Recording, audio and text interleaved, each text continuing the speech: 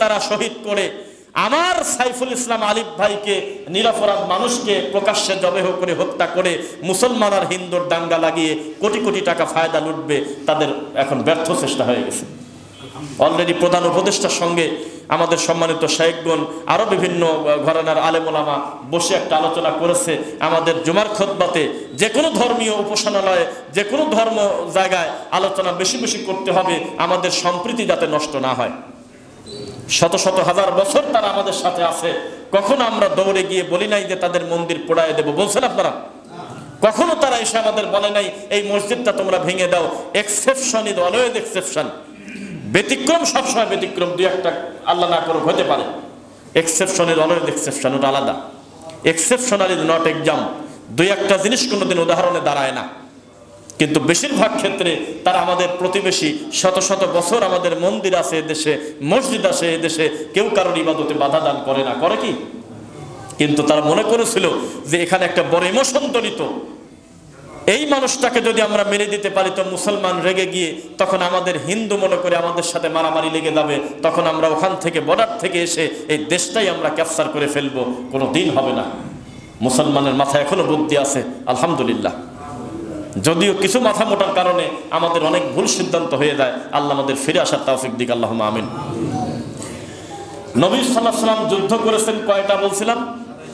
যুদ্ধ হয়েছে মেলা, 27টাই কিন্তু একটা বলেন না আবার, মানে নবী নিজে সরাসরি 27টাতে অংশগ্রহণ করছেন, সুবহানাল্লাহ। 27টা যুদ্ধ করেছেন কে? যেই নবী সাল্লাল্লাহু আলাইহি ওয়াসাল্লাম কথা বললে কাফেররা পর্যন্ত বলতো যাই মুখ দিয়ে বলো না কেন, এত বিনয়ী মানুষ মনে হয় দুনিয়াতে নাই রে। যেই মানুষ মুখ দিয়ে কথা বললে ওয়ালাউ কুনতা ফাজ্জান গালিজাল কলবি লানফাদ্দু মিন হাওলিক, এত মিষ্টি কথা স্যার ছিল যে মানুষ তার কর্কশ ভাষা শোনে নাই। আপনাদের একজন নবী সাল্লাল্লাহু আলাইহি ওয়াসাল্লামের একটা পালক পুত্র ছিল, তার নাম কি? জায়েদ। তো জায়েদ বলতেছে আমি আমার পালক পুত্র হিসেবে আমি আমার নবীর কাছে আমি আশ্রয় ছিলাম 10 বছর। খাদামতুন নবী সাল্লাল্লাহু আলাইহি ওয়াসাল্লাম 10 সিনিন। আমি জায়েদ বলতেছি আমি আমার নবীর কাছে 10 বছর খাদেমগিরি করছি। 10 বছর খাদেমগিরি করতে গিয়ে আমার নবী আমাকে বলেন নাই উফ ওয়ালা কাত, আমার নবী আমাকে বলে নাই যে এটা করলে কেন, এটা করলে না কেন, এটা বলে নাই কোনোদিন। আমাকে জীবনে প্রহার করে নাই, আমাকে কোনোদিন গালি দেয় নাই, আমাকে কখনো বলে নাই এটা করলে কেন, এটা তুমি করলে না কেন, তা বলে নাই কোনোদিন। কেমন মানুষ ছিলেন মুহাম্মদ সাল্লাল্লাহু আলাইহি ওয়াসাল্লাম! এই মানুষ যুদ্ধ করছে কয়টা? তা এখন কি বলবেন বলেন?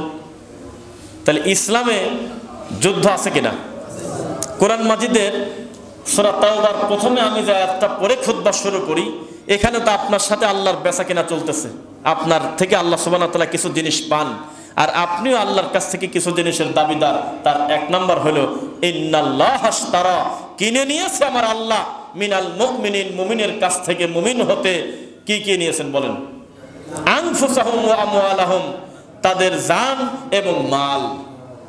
তাদের জান এবং মাল, এই দুইটা জিনিস আল্লাহ কিনে নেছে। কিনে নেওয়ার পর কি আপনার মালিকানা থাকে? আর বুঝে কথা বলবেন, বিক্রি জিনিসের কি মালিকানা থাকে? এমন কি আর দাম দর নিয়েও আলোচনা থাকে না।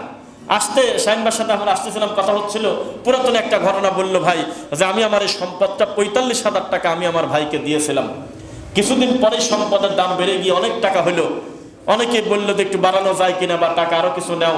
আমি বলছি যে না, মুখের কথাই কথা, যেহেতু 45, এটা 44ও হবে না, 46ও হবে না, কি বলেন? কথা কথাই, যেহেতু বিক্রি হয়ে গেছে।